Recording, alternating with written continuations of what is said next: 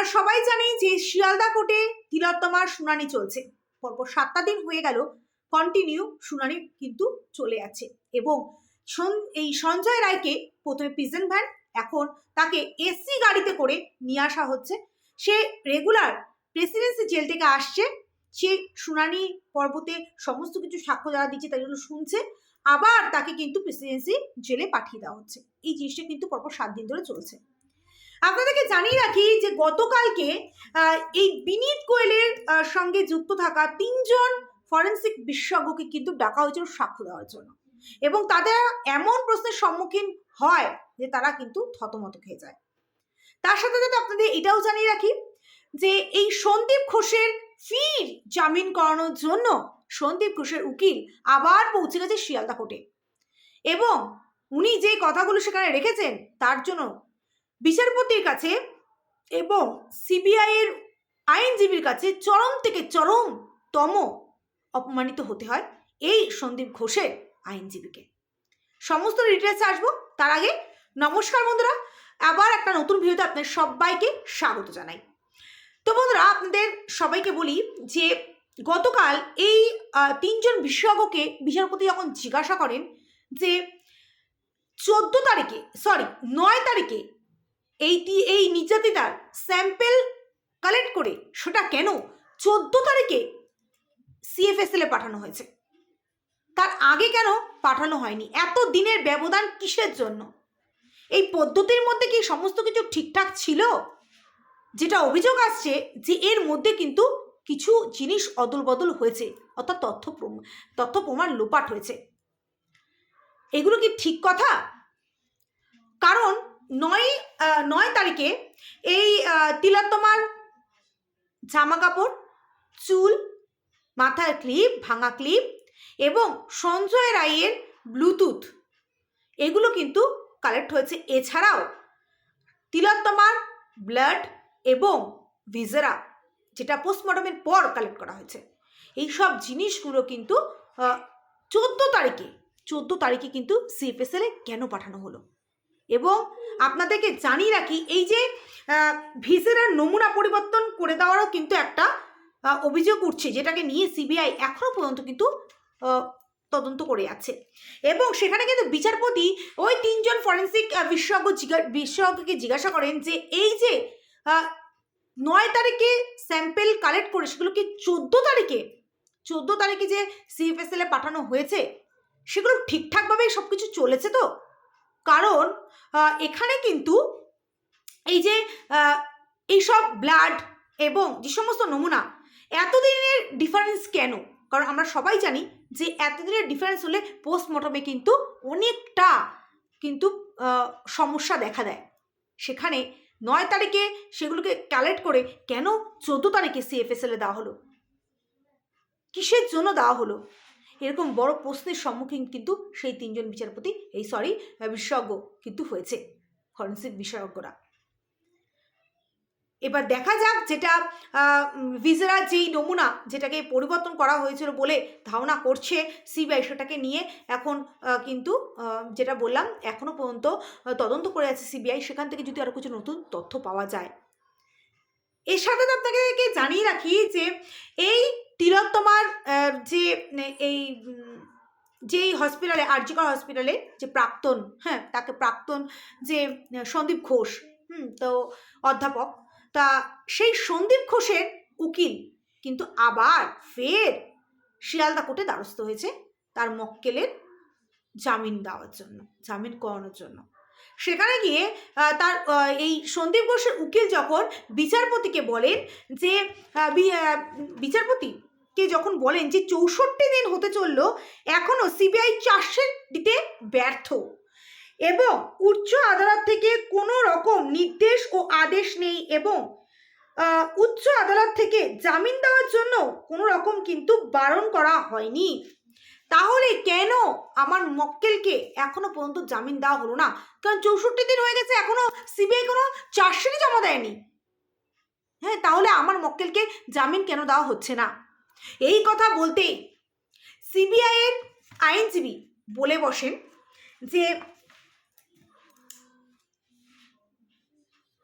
তারা যে সমস্ত ইলেকট্রনিক্যাল ডিভাইসগুলোকে কালেক্ট করেছিল সেগুলো পরীক্ষা নিরীক্ষা করা হয়েছে, সেগুলো ঠিকঠাকই আছে।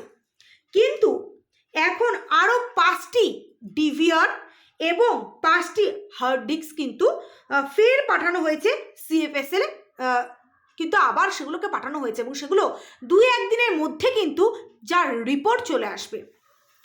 এবং এই সন্দীপ ঘোষ সন্দীপ ঘোষে কিন্তু ফের আমাদের জেরা করা দেওয়া উচিত, জেরা করা উচিত। এই সিবিআই আইনজীবী কিন্তু বিচারপতিকে বললেন যে এই সন্দীপ ঘোষকে আমরা ফিরসে জেরা করব এবং 2-1 দিনের মধ্যে এই সিএফএসএল এর এই রিপোর্ট চলে আসলে এই সন্দীপ ঘোষের বারে কিন্তু আরও অনেক কিছু তথ্য বেরিয়ে আসবে, যেটা কিন্তু সিবিআই এর আইনজীবী তুলে ধরেন। এবং যেখানে আমাদের সাপ্লিমেন্টারি চার্জশিট আমরা বারবার দিতে গিয়েও কিন্তু আমরা বাধা পাচ্ছি, কারণ আমাদের মনে হচ্ছে যত দিন যাচ্ছে, হ্যাঁ, যেরকম এই যে সঞ্জয় রায় এখন চিৎকার করে বলছে আমি নির্দোষ, আমাকে ফাঁসানো হয়েছে, বিনীত গোয়েল এবং ডিসি সেন্টারের যে নাম নিয়েছে, হ্যাঁ, যত এগুলো নতুন করে আসছে তত কিন্তু আরও বেশি কিন্তু এগুলো মানে সিবিআই কিন্তু তদন্ত কিন্তু আরও বেশি গভীরে নিয়ে যাচ্ছে। তাই সাপ্লিমেন্টারি চার্জশিট কিন্তু জমা দিতেও কিন্তু তাদের আরও পিছিয়ে তারা যাচ্ছে।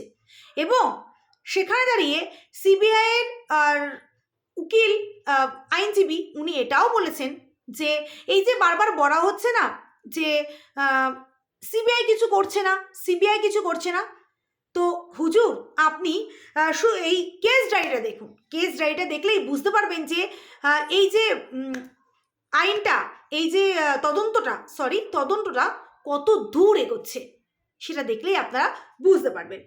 এবং যখন বিচারপতি সেটা দেখলো তখন কিন্তু এই সঞ্জয় রায়ের উকিলকে কিন্তু উনি বললেন যে তুমি বারবার আমার দ্বারস্থ হচ্ছ, আমার দ্বারস্থ হয়তো কোনো কিছু লাভ নেই, কারণ এখানে যে কেস ডায়েরি যেটা আমরা দেখতে পাচ্ছি সেখানে শুধুমাত্র এই সঞ্জয় রায়কে সন্দীপ ঘোষকে এই যে সিবিআই এর যে পুলিশের হেফাজতে এখন আছে, গ্রেপ্তার করে রাখা হয়েছে, তাকে জামিন দেওয়া হচ্ছে না, হ্যাঁ, এটা কিন্তু শুধুমাত্র তথ্য প্রমাণ লোটপাট বা এই যে কি বলবো যে দুর্নীতিগুলো করেছে তার জন্য না, এই তিলোত্তমার ঘটনার সাথে কিন্তু এই সন্দীপ ঘোষ আর টালা থানা ওসি কিন্তু যুক্ত, কারণ এই তিলোত্তমার মৃত্যুর কেসে কিন্তু তথ্য প্রমাণ লোপাট করেছে এই সন্দীপ ঘোষ এবং টালা থানা ওসি। সুতরাং আমি তো মানে আমার দ্বারা তো এখানে সম্ভব হবে না যে আপনার মক্কেলকে জামিন দেওয়া। আপনি যান না, আপনি যান সুপ্রিম কোর্টে যান, সেখানে তো বিচারপতিরা রয়েছেন, ওনারা তো কেসটাকে হ্যান্ডেল করছেন, সেখানে গিয়ে আপনার বলুন। আমার দ্বারা তো এখানে হবে না। এখানে কিন্তু শিয়ালদা কোর্টের বিচারপতি কিন্তু মানে একদম স্পষ্টতই কিন্তু জানিয়ে দেন যে এখানে সন্দীপ ঘোষ কিন্তু শুধুমাত্র যে দুর্নীতি করেছে তার জন্য কিন্তু তাকে অ্যারেস্ট করা হয়নি, তাকে কিন্তু অ্যারেস্ট করা হয়েছে এই তিলোত্তমা খুন এবং রেপের যে আন্ডারে যে সমস্ত তথ্যগুলোকে লোপাট করেছে তার নাম অনুসারে এই দুজন ব্যক্তির নাম রয়েছে। সুতরাং এই কেসের সাথে এই দুজন ব্যক্তিও কিন্তু জড়িত, সুতরাং তাদেরকে তো এখন জামিন দেওয়ার কোনো কথাই নেই, প্রশ্নই ওঠে না, তাদেরকে জামিন কি করে দেওয়া যাবে। এবং